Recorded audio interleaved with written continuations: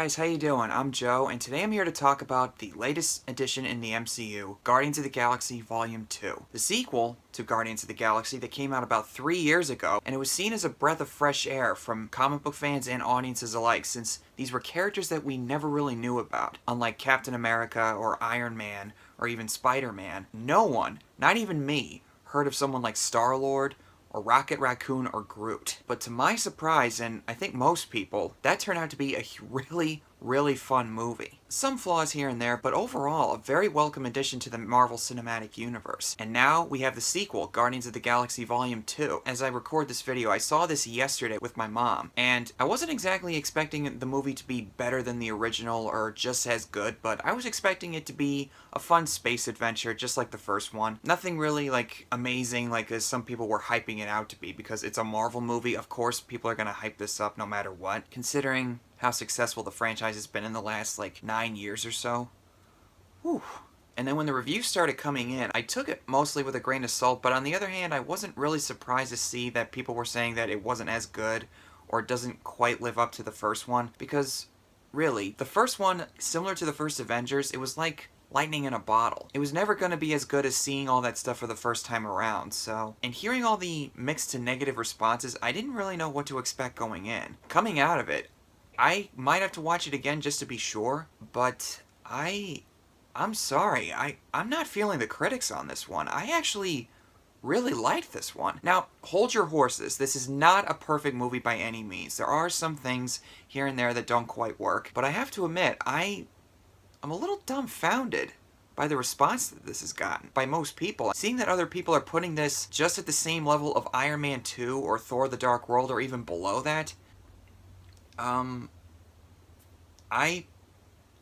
don't know. Clearly I saw something that these people didn't see. Maybe I have to watch it one more time because I was too wrapped up in the hype or whatever, but really, I personally found this just as enjoyable as the first time around. All the characters return once again except for Ronan, from the first one, of course, with a couple of new faces in here as well, such as Mantis and a character named Ego, played by Kurt Russell, who is revealed to be, it's not a spoiler since they showed it in the trailers, Star-Lord's biological father. Now, I won't go too much into spoilers in here, but I avoided all possible gossip and spoiler talk about this, and I'm sure some fans probably weren't surprised by how this turned out, but I was really pleased with the direction that they took with this one, especially with Kurt Russell. I don't want to say specifically what it was in case you don't want to know, but I wasn't sure how Kurt Russell would come off as Star-Lord's dad. I mean, he's likable enough in anything he's in. I haven't seen too much of his movies, but I actually thought it was really clever how they incorporated him into the storyline, and I really liked the dynamic between him and Chris Pratt, seeing that father-son relationship that he'd been longing for since he was a child. And the story is mostly about Star-Lord with his heritage, and Chris Pratt, once again, sells the heck out of it. And he's still entertaining, he's still really funny, but when the emotional scenes are required on his part, he goes for it and he nails it.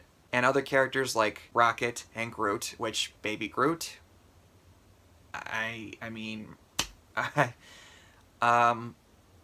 yeah, I don't know what else to say except when he was on screen, I love the little guy.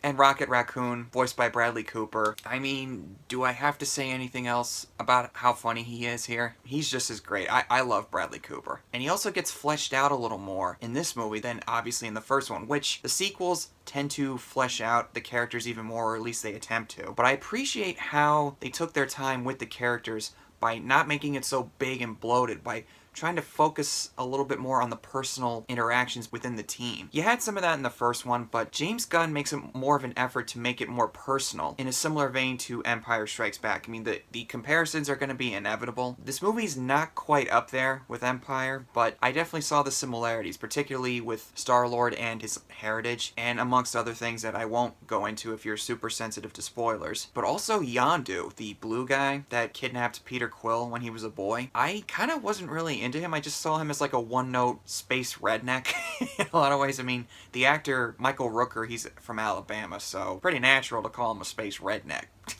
What am I doing here?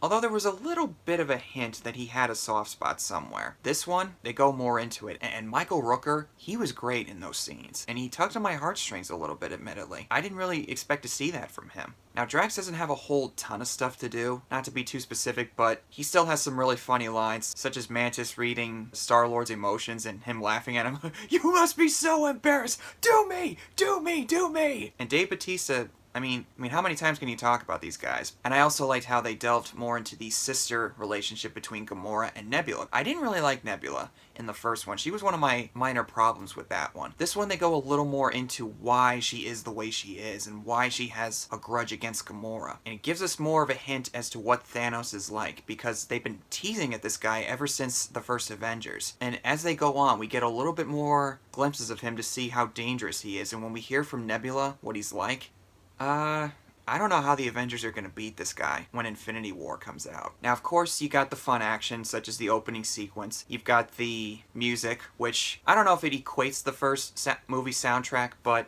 there's a lot of great tunes in here, especially the opening sequence.